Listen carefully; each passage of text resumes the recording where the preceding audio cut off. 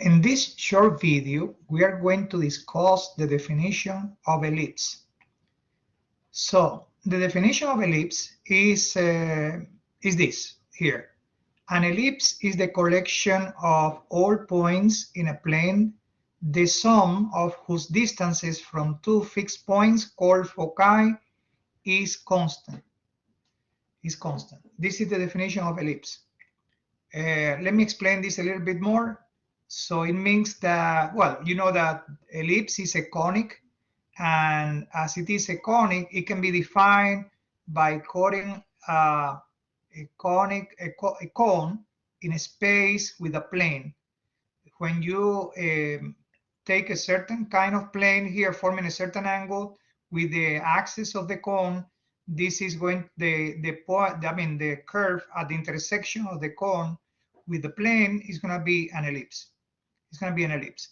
But to get the equation of the ellipse and to obtain properties of an ellipse, is better to introduce a plain definition. It means a definition that doesn't use the fact that it is obtained from a cone by intersecting the cone with a certain plane. But in this case, we are going to use that all the points of a certain ellipse are always at a certain distance from two fixed points, and then those two distances are the sum of these two distances is always going to be a constant. This is the definition of ellipse. But now I'm going to try to show you some animations, how to use GeoGebra to analyze this definition, and in a way that you are going to understand the definition better. It means remember that one image is worth more than 1,000 words, and that's why this is the idea. And if there is in this image there is animation, then it is going to be worth, I think, 1 million words. Well, this program is called GeoGebra, and you see there are many things that we can represent or to draw using different tools that we have over here. For example, you can use a tool to graph an ellipse. This is the tool. When you click here and you click on the next part of this submenu here, then you are going to be able, this is going to help you draw an ellipse. So first you need to draw the two foci. You can just do it by clicking at a certain points on the plane. The points can be at any position in the plane. And then now notice that when you move the cursor, you always get an ellipse that can be bigger or can be shorter as you move the cursor close to the two foci or farther from the two foci. Let's assume that we click over here, and then this produces another point. So it means that first you get the two foci, and then a third point determines the size of that ellipse. Now, in an ellipse, in general, the points A and B are what they call the foci. That's why I can change the name of them. I can go here and let's say in general they use F1 and F2 to name the foci of an ellipse. So, and then, well, here, these are, you press enter and you get the two foci, which are fixed points. And then the point C is another fixed point that determines the ellipse. Remember, when you move C here, let me go here to, well, when you move C, you can see that we can change the size of that ellipse and even the shape. So notice that when the C is very, very close to the two foci, the ellipse looks more elongated. That when you bring the C farther from the foci, this ellipse looks more like a circle. It's going to be more like a circle. Then now we can draw, well, here we are going to hide the point C, And then, well, again, here, for some reason, I lost this. F1, you press enter, and then F2, and you press enter. So now we are going to pick a variable point on that ellipse, a variable point, let's say, let me pick it over here. So, well, we need to select this tool first for point, and then you click on the ellipse, and you get a point. Automatically, the program understands that this is a point on that ellipse.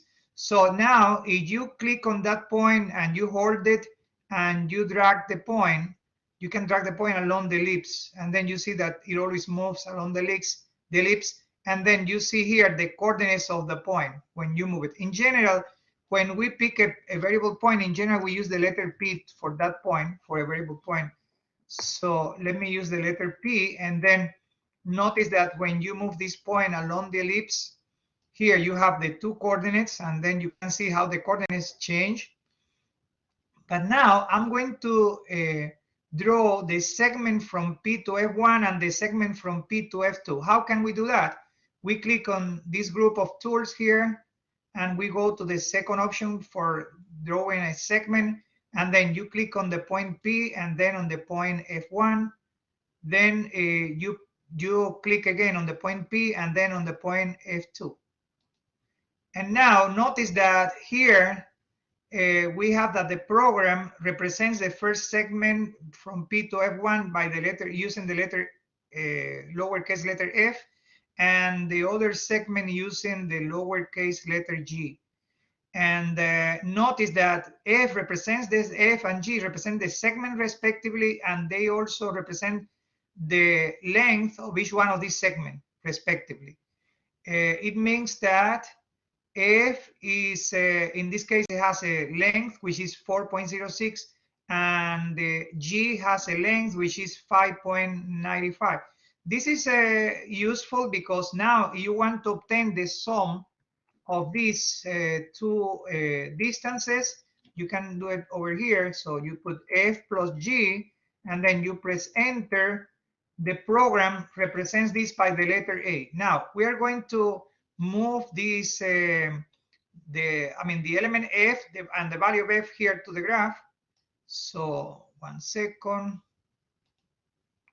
So here I have to, well, let me remove this, the last element, and let me remove this other element here.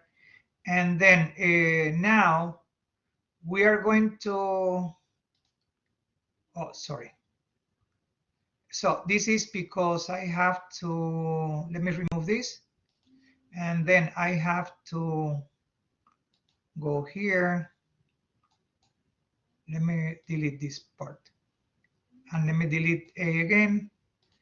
And then now we can move this this piece of this label here to the left side, and now dragging this to the graph, you get, it shows here a label with the value of g, and now dragging this expression and dropping here on the graph, and now clicking on it and move it here. Now you can see that when you move the point P along the curve, the values, how the distance from this point to F1 and how the distance from this point to F2, how they change. But notice that the sum of them, which is A, is always the same. It's always constant. It's always constant for any points on the ellipse. And then basically this is true for whatever ellipse. You can change that, this ellipse here. For you to see that, you can change the ellipse. And now we can change the ellipse by changing the point C. Remember, we hid the point C. By clicking here, you're going to show the C. And now moving the C, you can make the ellipse bigger or smaller. For example, let's make it smaller. And then notice that now the value of f at this point is 2.18. Well, let me hide the point C again before we continue. And now the point C exists, is the one that defines the ellipse. Notice that the ellipse is determined by F1, F2, and the point C. but we don't see the point as part of the graph now. And now notice that F represents the distance from F1 to P, G represents the distance from P to F2, and now we can click on the point P and drag the point, hold the mouse, the mouse button, and then to move it by dragging to move it along the ellipse. And now you can see that whenever you add this quantity plus this quantity, you always get a constant quantity, which is 5.78.